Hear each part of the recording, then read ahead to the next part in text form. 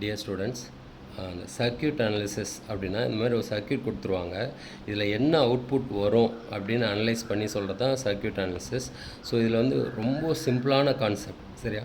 So இந்த மாதிரி circuit கொடுத்துட்டாங்கன்னா எல்லா கேட்டுக்கு முன்னாடியும் இந்த மாதிரி நம்ம வேரியபிள் ஏதாவது ஒன்று எழுதிடணும். அதை இப்போ நான் ஒய்ன்னு எடுத்திருக்கேன். ஒய்1, ஒய்2, ஒய்3, ஒய்4, ஒய்5, ஒய்6, ஒய்7 எல்லா கேட்டுக்கு முன்னாடி ஒய்8 இந்த மாதிரி வேரியபிள் எழுதினதுக்கப்புறம் அவ்வளோதான் டேப்லர் காலம். இப்போது அந்த டேப்லர் காலம்னா எத்தனை இன்புட் பாருங்கள், ஏபிசி 3 இன்புட்டு, சரிங்களா?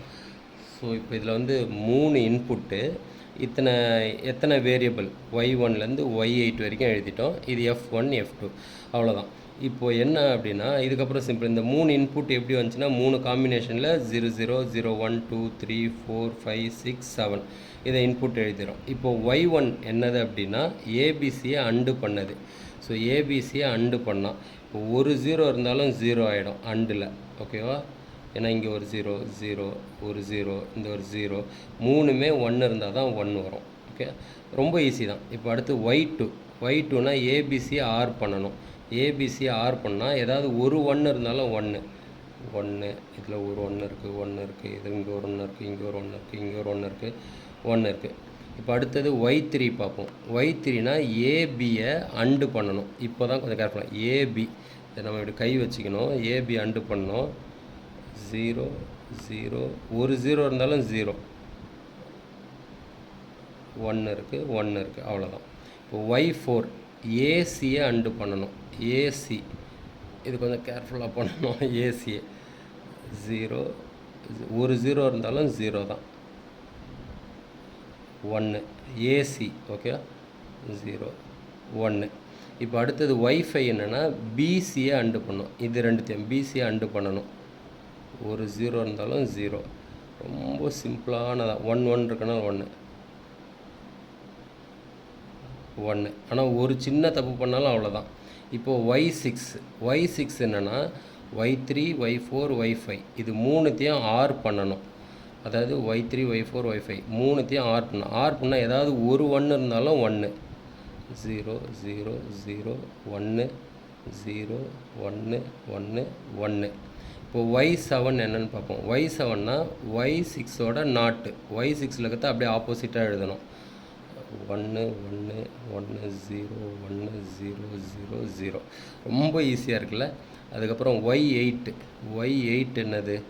ஒய்8னா ஒய்7ம் ஒய்2வும் அண்டு பண்ணணும். இங்கே தான் ஒய்2வும் ஒய்7ம், இதுதான் வேலை. அதாவது ஒய்2வும் ஒய்7ம் அண்டு பண்ணணும். ஸோ இதை கொஞ்சம் கேர்ஃபுல்லாக பார்க்கணும். 0 ஒரு 0 இருந்தாலும் 0 தான். அதுக்கப்புறம் 0 1 0 0 0, ஓகே? எல்லாம் முடிஞ்சுதா? இப்போ F1 என்னென்னா ஒய்8 ஒய்1 ஆர் பண்ணணும். ஒய்1ம் ஒய்8ம் ஆர் பண்ணணும். இப்போ இது ஒய்1 ஒய்8 இதை வந்து ஆர்னால் ஏதாவது ஒரு 1 இருந்தாலும் 1 தான். ஒய்1 ஒய்8 0 1 கரெக்டாக பண்ணணும். 0 ஒரு 1 இருந்தாலும் 0 1. இப்போ F2 என்னென்னா இந்த ஒய்6 தான் F2. ஒய்6 அப்படியே எழுதிடலாம். 0 இந்த இது ஒன்றும் பிரச்சனை இல்லை.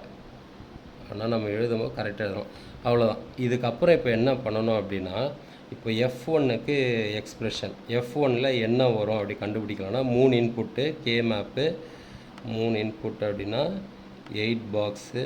இந்த பக்கம் ஏக்கு, இது பிசிக்கு 0 1 0 0 0 1 1 0 1 1.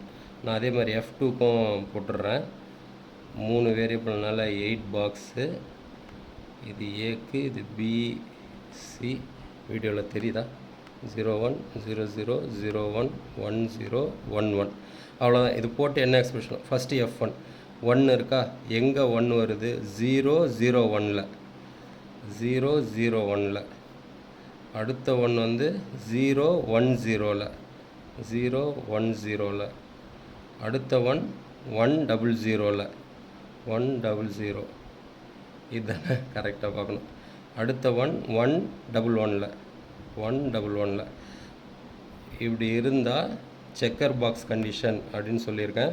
ஸோ இருக்கிற வேரியபிளை அப்படியே இன்புட் எல்லாத்தையும் எழுதி நடுவில் எக்ஸ்ஆர் போட்டுற வேண்டியதான். So F1 equal to, so இந்த F1ல் இதுதான் அவுட்புட் வரும் அப்படின்னு.